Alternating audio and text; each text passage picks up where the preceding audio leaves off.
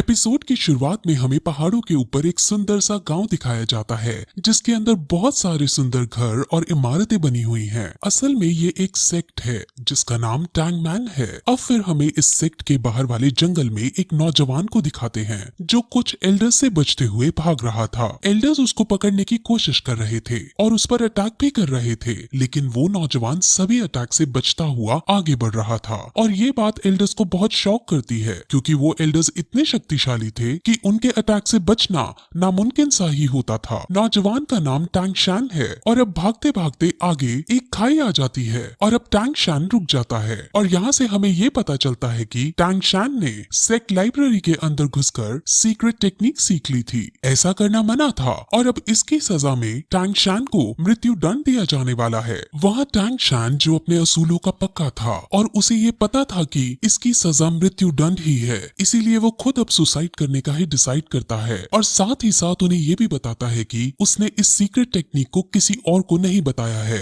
और सारी टेक्निक्स उसके कमरे में ही हैं। और ऐसा कहते ही वो उस टेक्निक का सबसे खतरनाक हथियार निकाल लेता है और सेक्ट के लीडर को समर्पित करता है, जिसके बाद वो अपने सारे कपड़े उतारता है क्योंकि वो टैंग सेक्ट से लिया हुआ सब कुछ वापस लौटा देना चाहता था और फिर खुद खाई से नीचे कूद जाता है। तभी सेक्ट लीडर उसे मरने से बचाने की भी कोशिश करता है, लेकिन टैंग शैन अपने इरादे का पक्का था और वो खाई में गिरकर अपने आप को मार डालता है। उसके मरते ही उसकी आत्मा अलग अलग दुनियाओं को क्रॉस करते हुए पैरेलल यूनिवर्स में चली जाती है और वहाँ वो एक नवजात शिशु के रूप में जन्म लेता है और उसका नाम भी वहाँ टैंग शैन ही रखा जाता है। उसे अब अपने पहले जन्म की सारी बातें और सारी टेक्निक्स याद होती हैं, जिस वजह से वो बचपन से ही उन टेक्निक्स को पहाड़ के ऊपर जाकर प्रैक्टिस करता है। इस दुनिया के अंदर डोलो कॉन्टिनेंट है। इस दुनिया के अंदर हर कोई 6 साल की उम्र में अपनी एक स्पेशल एबिलिटी एक्टिवेट करता है। इस एबिलिटी का नाम स्पिरिट सोल है और स्पिरिट सोल को हासिल करने के बाद लोगों के पास अलग अलग तरह की एबिलिटीज आ जाती हैं।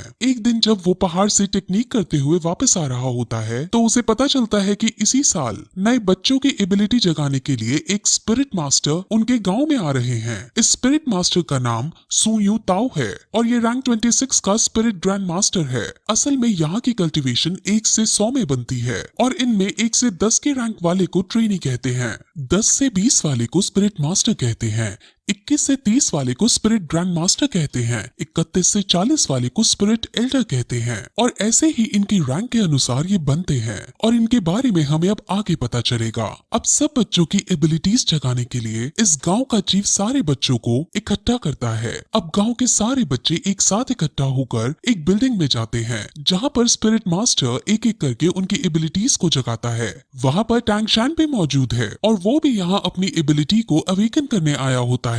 तब उनकी एबिलिटीज को जगाने से पहले सब बच्चों को अपनी शक्ति दिखाता है और अपने अंदर एक भेड़िए जैसी शक्ति बुला लेता है, जिससे सब बच्चे बहुत शौक होते हैं और एक्साइटेड हो जाते हैं। और अब एक एक करके बच्चे अपनी अपनी स्पिरिट सोल को जगाने के लिए आगे आते हैं। अब जो पहला बच्चा आगे आता है उसकी स्पिरिट सोल एक दारांत यानी सिकल होती है, जो कि एक टूल टाइप स्पिरिट सोल है। अब इसे देखकर स्पिरिट मास्टर उनको बताता है कि ये वेपन के लिए तो काम नहीं आ सकती, लेकिन इस टाइप के लोग एग्रीकल्चर यानी फार्मिंग के अंदर बहुत अच्छे होते हैं। अब वो उसकी सोल पावर को चेक करता है। सोल पावर किसी भी स्पिरिट सोल को ट्रेन करने के लिए बहुत जरूरी होती है। अब जब उसकी सोल पावर को चेक करते हैं तो उसकी सोल पावर 0 आती है, जिसका मतलब वो अपनी स्पिरिट सोल को ट्रेन नहीं कर सकता और पूरा जीवन भर एक नॉर्मल इंसान ही रहेगा। ऐसा करते करते वो और भी बच्चों को चेक करता है, जिसमें ज्यादातर फार्मिंग स्किल्स की एबिलिटीज को रखने वाले बच्चे ही निकलते हैं। वहीं फिर एक लड़की अपनी सोल पावर चेक कराने आती है और उसके स्पिरिट सोल एक ब्लू सिल्वर ग्रास की होती है।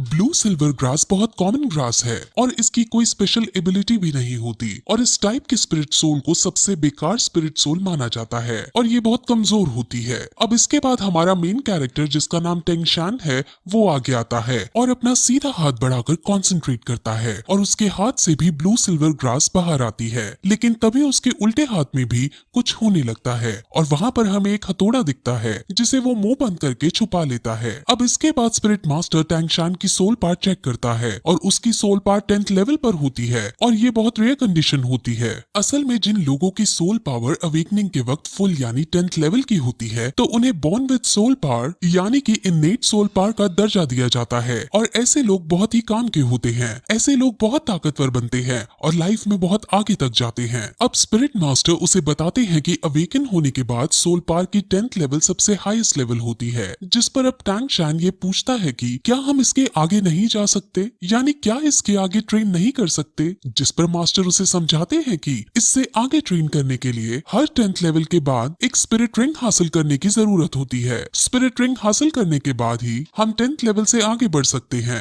बिना स्पिरिट रिंग के हासिल किए कोई आदमी कितना भी ट्रेन क्यों ना हो वो 11th लेवल पर नहीं पहुंच सकता। अब टैंगशान उससे ये पूछता है कि क्या तुम्हारे पास 2 स्पिरिट रिंग है, क्योंकि मास्टर की रैंक 26 है और उसे 10th लेवल और 20th लेवल को पार करने के लिए एक स्पिरिट रिंग की जरूरत पड़ी थी। स्पिरिट रिंग्स यूजर को उनके स्पिरिट सोल के मुताबिक उनको अलग अलग स्पेशल पावर भी देती है। अब ऐसा कहकर वो हॉल से बाहर आ जाते हैं और अब स्पिरिट मास्टर जाने लगते हैं। अब गांव के चीफ और टैंगशान के घर जाते हैं और वहाँ उसके पिता को टैंगशान के पावर्स के बारे में सब कुछ बताते हैं और उसको जीनियस कहकर पुकारते हैं। टैंगशान के पिता का नाम टैंग हाउ है। टैंग हाउ अब अपने बेटे से उसके स्पिरिट सोल के बारे में पूछता है और उसे अपने बेटे से उसके स्पिरिट सोल के बारे में पता चलता है जो कि ब्लू सिल्वर ग्रास है। अब ये सुनकर उसका पिता शॉक होता है क्योंकि उसे पता था कि उसके बेटे की स्पिरिट सोल तो क्लियर स्काई हैमर होनी चाहिए। इस लाइन से आप कंफ्यूज ना हो, इसके बारे में डिटेल में आगे बताया जाएगा। अब गांव के चीफ ये चाहते थे कि टैंगशान शहर की एक एकेडमी में जाकर ट्रेनिंग करे, लेकिन टैंग हाउ साफ मना कर देता है। अब क्यों मना किया है ये भी हमें आगे पता चलेगा। गांव का चीफ बहुत शॉक होता है और उससे लड़ता भी है क्योंकि इतने बड़े टैलेंट को घर में रखना सही नहीं है, इसको बाहर जाकर बेस्ट ट्रेनिंग हासिल होनी चाहिए। अब चीफ के बार बार समझाने पर भी टैंग हाउ नहीं मानता और चीफ अब वहां से चला जाता है। अब टैंग हाउ को ये लगता है कि उसके इस डिसीजन से उसका बेटा नाराज होएगा, लेकिन टैंगशान उसके इस डिसीजन से नाराज होने की बजाय उनकी बातों से संतुष्ट दिखाई देता है और कहता है कि हम एक लोहार की तरह भी अपना गुजारा चला सकते हैं।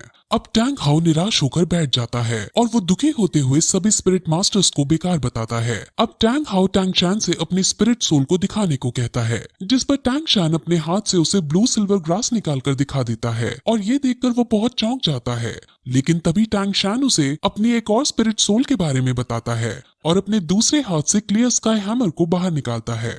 अब ये देखकर टैंग हाउ को कुछ याद आता है कि कैसे कुछ साल पहले वो और उसकी वाइफ कुछ लोगों से बचकर भाग रहे थे और उसकी वाइफ अपने पति और अपने बच्चे को बचाने के लिए खुद को सैक्रिफाइस कर देती है। और अब यहाँ से हमें पता चलता है कि उसकी वाइफ की स्पिरिट सोल भी ब्लू सिल्वर ग्रास होती है।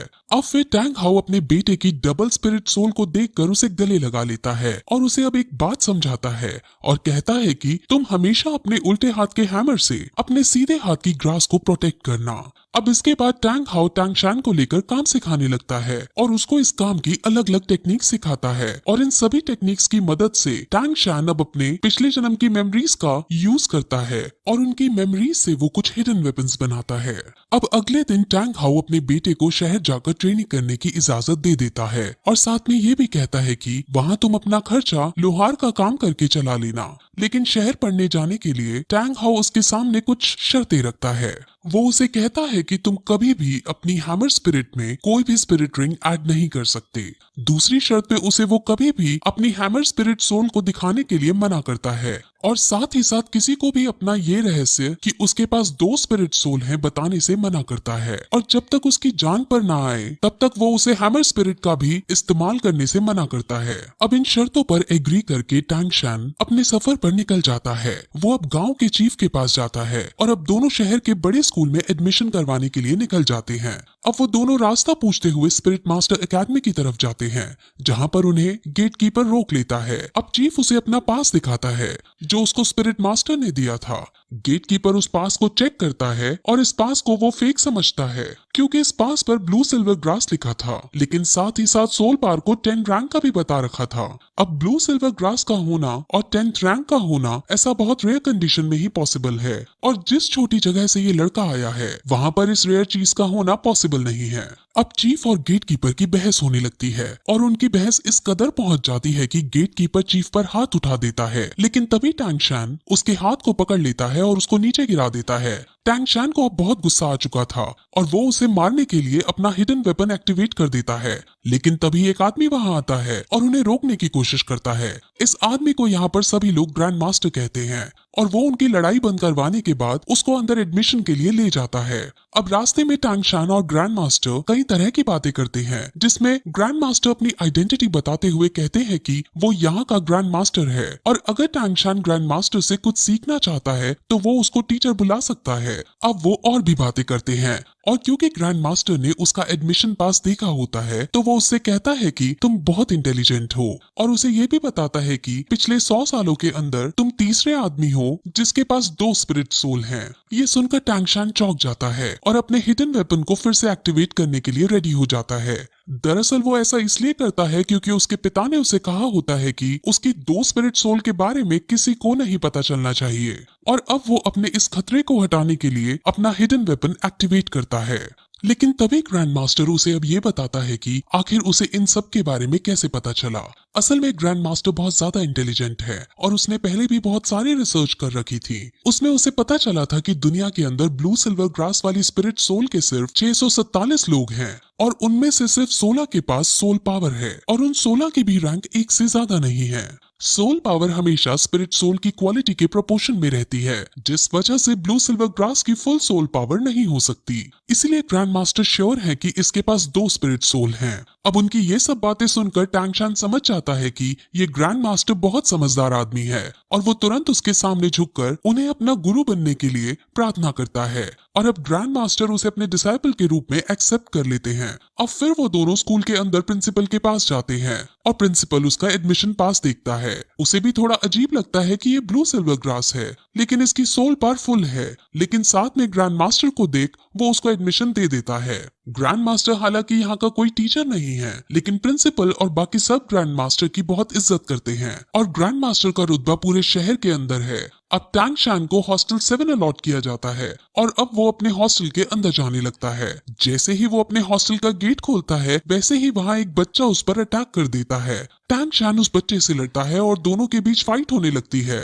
इस फाइट में टैंग शैन आसानी से उस बच्चे को मार दे देता है और सब बच्चे टैंग शैन के लिए ताली बजाने लगते हैं। अब फिर वो बच्चा खड़ा होता है और सम्मान पूर्वक उसे बताता है कि ये हॉस्टल का एक ट्रेडिशन है। यहाँ जो भी नया बच्चा आता है उससे यहाँ का बिग बॉस लड़ाई करता है और अगर वो नया बच्चा जीत जाता है तो उसे यहाँ का बिग बॉस बना दिया जाता है। अब क्योंकि टैंग शैन जीत गया था इसलिए सब उसके सामने झुक जाते हैं और उसे अपना बिग बॉस कहने लगते हैं। और तभी फिर हम ये देखते हैं कि वहाँ एक नई लड़की आती है। उस नई लड़की का नाम लिटिल वू है और अब परंपरा के अनुसार टैंग शैन इस लड़की पर अटैक कर देता है और फिर यही ये एपिसोड इस तरह खत्म हो जाता है।